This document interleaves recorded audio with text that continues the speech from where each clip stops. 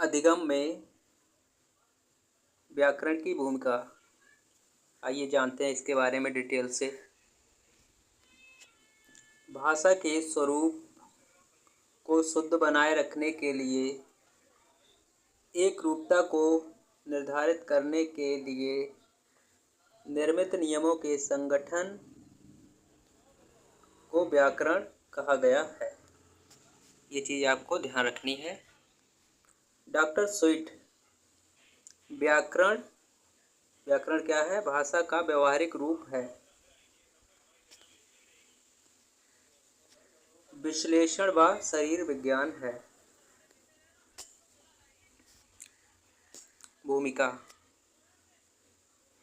व्याकरण शिक्षण के उद्देश्य क्या क्या हैं? जब हम व्याकरण पढ़ाते हैं जैसे, तो उसके क्या क्या उद्देश्य होते हैं? तो शुद्ध लेखन, ठीक है भाई। दूसरा है पठन, ठीक। बोलने को प्रेरित करना, भाषा नियमों से अवगत करा के शुद्ध भाषा बोलने में सहायक, बालकों में रचनात्मक व सृजन क्षमता का विकास करने में सहायक, वाक्य रचना में नियमों विराम चिन्हों को प्रयोग करने की कुशलता यानी कि एबिलिटी स्किल का डेवलपमेंट यानी विकास, भाषाई गुण दोष परखने में सहायता करना, भाषा की प्रकृति का व्यवहारिक ज्ञान, चारों कौशलों का विकास में सहायता। चारों कौशल कौन से हमारे? LSRW, आपको ये पता होना जरूरी है। L से लिसनिंग यानी कि सुनना, S से स्पीकिंग यानी कि बोलना, R से राइटिंग माने लिखना, और W मतलब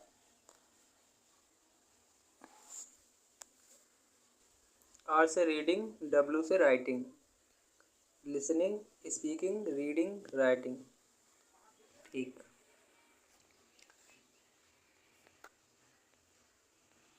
ये हमारा टॉपिक कंप्लीट होता है। अच्छा, अब हम जानेंगे व्याकरण की शिक्षण विधियाँ। ग्रामर की कौन कौन सी टीचिंग मेथड्स हैं?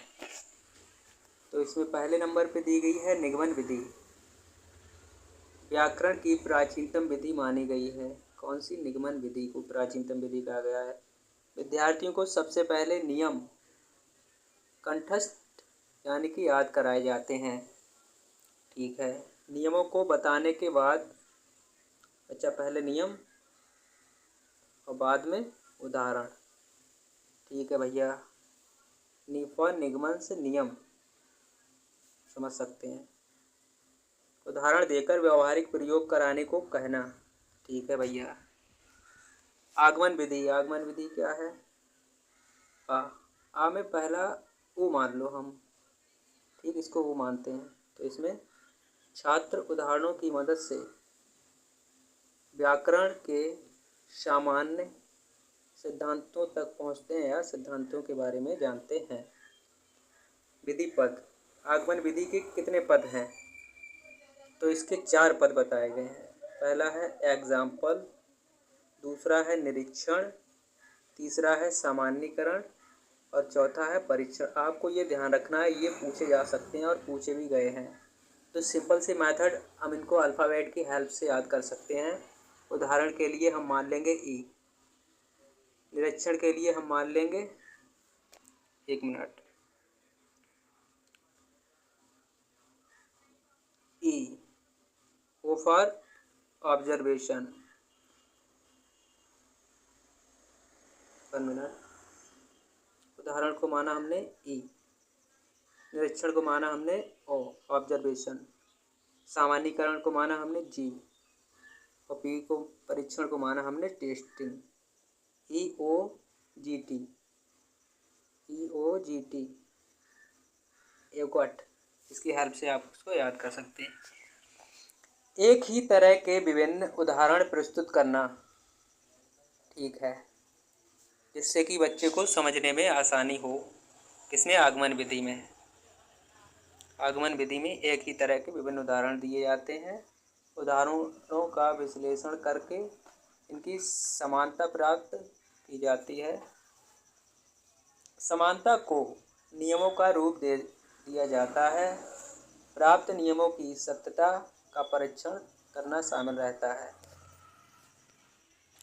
हमारी जो दूसरी विधि है व्याकरण की, वह है भाषा संसर्ग विधि। यह उच्च माध्यमिक स्तरीय छात्रों के लिए उपयोगी है। व्याकरण की शिक्षा व्यवहारिक रूप में दी जाती है। छोटे बच्चों को अच्छे लेखन की पुस्तकों के माध्यम से व्याकरण का ज्ञान प्रदान किया जाता है।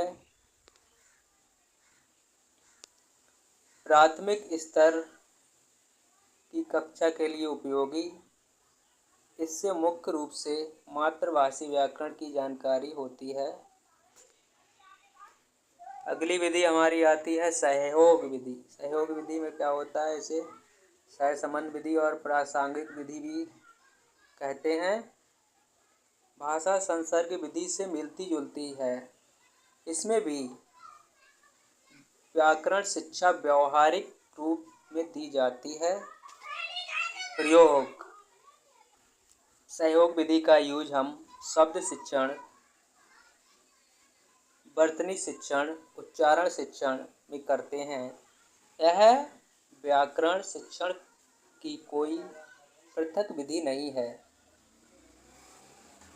गद्य रचना अभ्यास के समय व्याकरणीय नियमों का ज्ञान देने से जुड़ी हुई है। अगली विधि हमारी है प्रत्यक्ष भाषा शिक्षण विधि। इसमें क्या होता है भैया जानते हैं? बिना व्याकरण नियमों का ज्ञान प्रदान किए भाषा के शुद्ध रूप का अनुकरण करने के मौके दिए जाते हैं। भाषा पर पूर्ण अधिकारित लेखक उनके समक्ष बालकों को वार्तालाप के अवसर प्रदान किए जाते हैं। मतलब वो लोग ऑब्जर्वेशन करते हैं। प्राथमिक स्तर के लिए उपयोगी यानी कि क्लास 1 to 5 के लिए यूजफुल। समवाय विधि। समवाय विधि क्या होती है जानते हैं? व्याकरण की शिक्षा साहित्य के प्रतिष्ठित विद्वानों की रचनाओं को पढ़ाकर व्याकरण शिक्षण देना। ठीक है भाई। मौखिक एवं लिखित कार्य कराते समय एवं गद्य की पुस्तकें पढ़ाते समय, रचना कार्य कराते समय प्रासंगिक रूप से व्याकरण के नियमों का ज्ञान प्रदान कराया जाता है। मनोवैज्ञानिक विधि भी बोलते हैं इसको। उच्च कक्षाओं के अनुरूप मैकाले का कथन है। क्या कथन है? बालक उस भाषा को शीघ्र सीखता है जिसका व्याकरण वह नहीं जानता है। आपको ये स्टेटमेंट ध्यान रखना है। नेक्स्ट हमारी विधि आती है खेल विधि। खेल विधि इसके नाम से ही पता चलता है सामूहिक एवं व्यक्तिगत खेलों के माध्यम से व्याकरण के शब्द भेद, लिंग भेद, वचन आदि का ज्ञान कराया जा सकता है। व्यावहारिक व्याकरण विधि।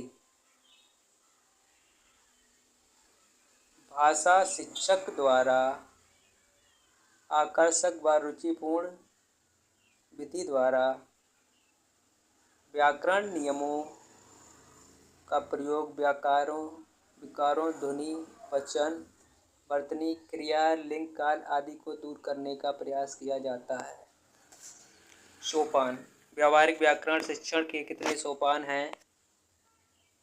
3 सोपान बताए गए हैं। पहला है हमारा एग्जाम्पल, दूसरा है क्वेश्चनिंग यानी कि प्रश्नोत्तर, तीसरा है नियमीकरण रेगुलेशन। अब व्याकरण विधि क्या है? इसे भाषा संसर्ग की विधि के समकक्ष माना गया है। रचनाओं के माध्यम से with the help of constructions व्याकरण का ज्ञान प्रदान किया जाता है, जैसे कविता या गीत, पोएम एंड सॉन्ग्स। मस्तिष्क उद्वेलन विधि वेरी इंपॉर्टेंट।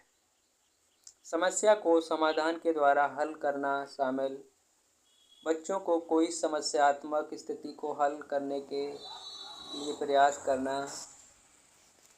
प्राकृतिक विधि, प्राकृतिक नेचुरलिस्टिक मेथड, इसमें किसी दूसरी भाषा को सिखाने हेतु सुनने और बोलने के कौशलों पर ध्यान दिया जाता है, यानी कि two skills only are useful to learning another second language.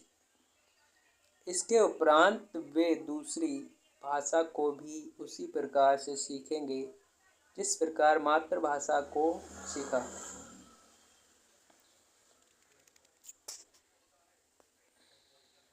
ठीक है, ये हमारा चैप्टर यहाँ पे फिनिश होता है। अगर आपको वीडियो अच्छी लगे, ये मत कहना कि हेल्पफुल नहीं है, एग्ज़ाम दे के आओ तब आप कंपैरिजन करना। चैनल को ज़रूर सब्सक्राइब करें। सब्सक्राइब करें। Thanks for watching.